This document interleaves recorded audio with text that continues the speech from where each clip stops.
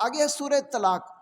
سورہ طلاق جو ہے اس میں طلاق کا مسئلہ بیان کیا گیا، اور طلاق ہونے کے بعد ہمارے ہاں ایک بڑا مسئلہ ہے، اگر کسی وقت طلاق ہو جاتی ہے نا، ایک طرف سے طلاق کا لفظ مرد کے منہ سے نکلا، دوسری طرف جو ہے وہ عورت اور اس کا سارا خاندان وہ اس طرح بائیکاٹ کر کے اور رشتہ ناتا ختم کر کے فوراً بچی کو لے جاؤ، گھر سے لے جاؤ، فلاں لے جاؤ، الگ کر دو۔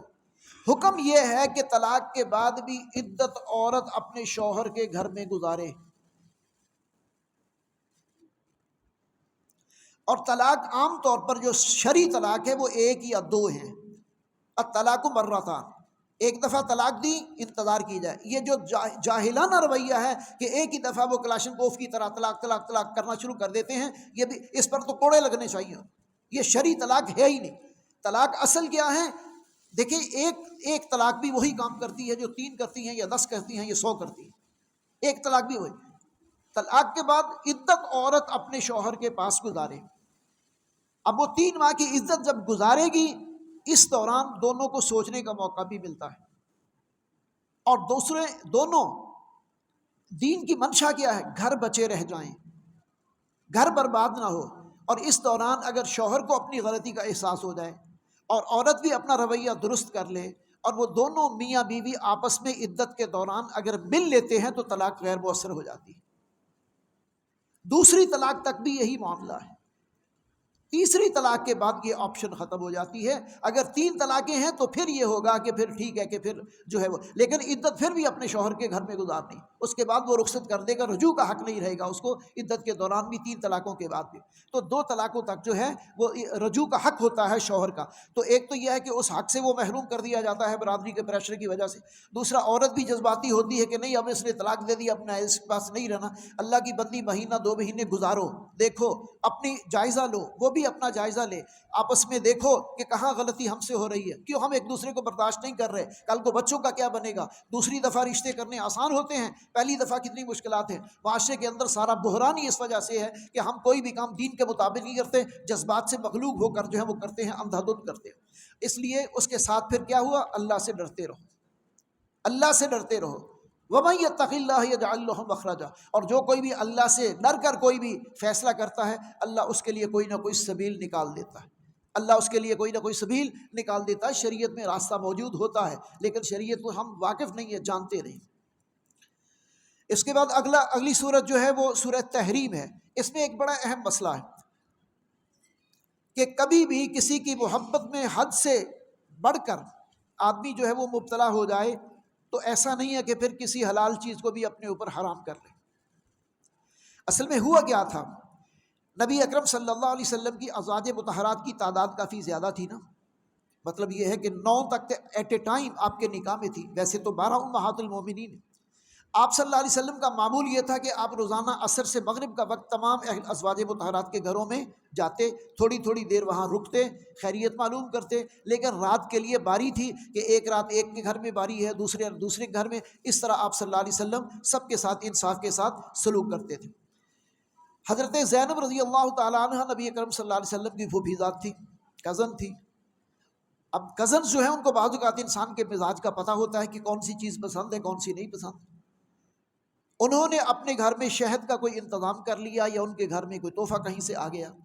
نبی صلی اللہ علیہ وسلم جب ان کے گھر گئے تو جو وقت ان کے حصے تھا وہ گزار کے چلنے لگے تو کہتی اللہ کے رسول میرے پاس آپ کے لیے تحفہ ہے۔ اب وہ شہد جو ڈال کے دیا آپ اس کو کھانے لگ گئے تو تھوڑا وقت اور زیادہ رکنا پڑ گیا۔ اب اس کے بعد گھر کس کا ہے؟ حضرت حفصہ کا۔ اس کے بعد گھر کس کا ہے؟ عائشہ کا۔ اب یہ کون ہے؟ ایک عمر کی بیٹی ہے، ایک ابو بکر کی بیٹی ہے۔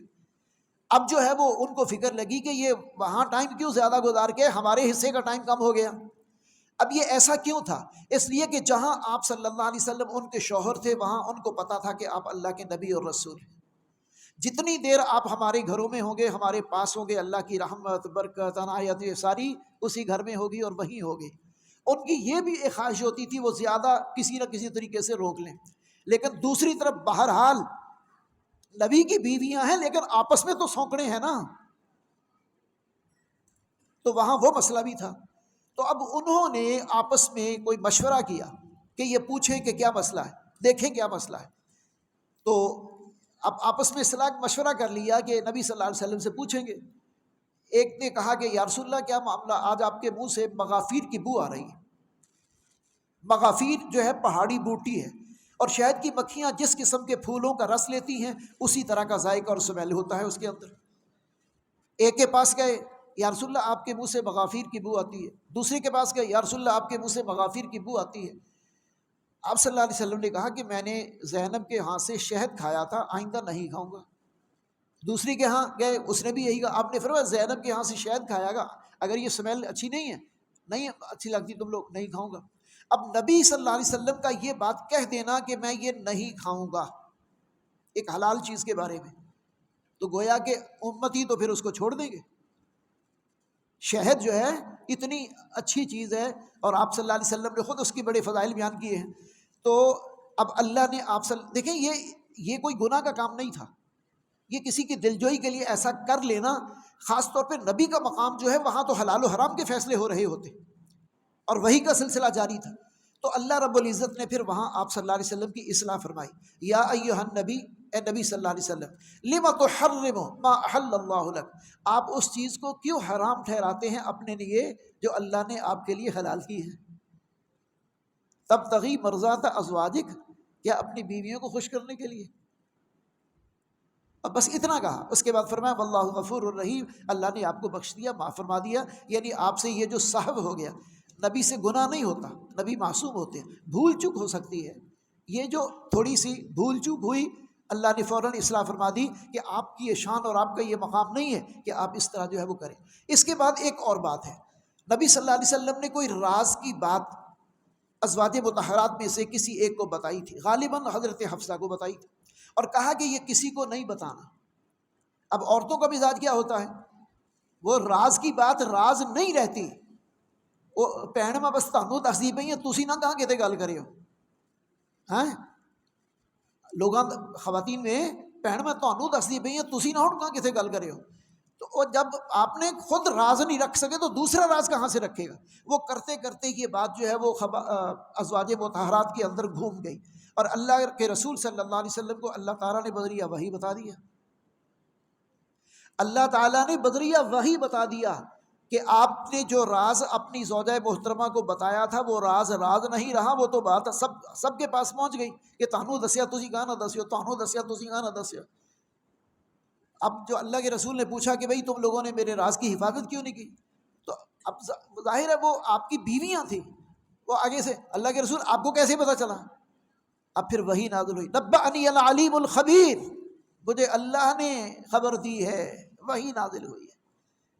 اور پھر اللہ نے، اللہ کی طرف سے ایک ڈانٹ کا انداز بھی تھا کہ اگر تم اس طرح کا طرز عمل تمہارا رہا، یعنی تم نبی کے راز کی حفاظت نہیں کر رہی یا نبی صلی اللہ علیہ وسلم کے لیے کوئی مشکلات پیدا کر رہی ہیں، تو پھر ایسا ہو سکتا ہے عسیٰ ان طلقکن ان یبدل، عسیٰ کہ ہو سکتا ہے کہ نبی تمہیں طلاق دے دے. پھر اس کے بعد جو ہے وہ اللہ ان کے لیے ایسی عورتیں مؤمنات صالحات قانتات تائبات عابدات سیبات و ابکارا، پھر ایسی صفات اور خوبیوں والی عورتیں اللہ اپنے نبی کے لیے پسند کرے. تو لیکن یہ ہے کہ یہ ساری خوبیاں ان ازواج مطہرات کے اندر موجود تھیں، بس ان کی اصلاح کے لیے اللہ رب العزت نے یہ فرما دیا. تو ایسا نہیں کرنا چاہیے کسی بھی شخص کو، خاص طور پہ نبی صلی اللہ علیہ وسلم کا یہ مقام نہیں تھا. اس کے بعد پھر آخری بات کیا ہے، یا ایھا الذین آمنوا قوا انفسکم واہلیکم نارا، اے ایمان والو اپنے آپ کو بھی اور اپنے اہل عیال کو بھی جہنم کی آگ سے بچاؤ. یہ سب کے لیے وعد و نصیحت کی بات ہے. بس آخری بات ہے، پھر ابھی نماز پڑھتے ہیں. یا ایھا الذین آمنوا، اے ایمان والو، قوا انفسکم واہلیکم نارا وقودھا الناس والحجارہ علیہا ملائکۃ غلاظ شداد لا یعصون اللہ ما امرهم یفعلون ما یؤمرون. دیکھو کل قیامت کے دن ان اولاد کا، ان بچوں کا ایسے فرشتوں کے ساتھ واسطہ پڑنے والا ہے کہ جو اللہ کے حکم میں کوئی کوتاہی نہیں کرتے. جہنم کے فرشتے جو ان کو حکم دیا گیا ہے وہ اللہ کے احکامات کو نافذ کرتے ہیں، وہی سزا دیں گے اور کوئی عذر قبول نہیں کیا جائے گا. لہذا اپنی اصلاح کی جائے اور اپنے اہل و عیال کی بھی فکر کی جائے. اللہ رب العزت جو ہے وہ ہمیں دین کی باتوں کو اور اس پیغام کو سمجھنے اور اس پہ عمل کی توفیق عطا فرمائے.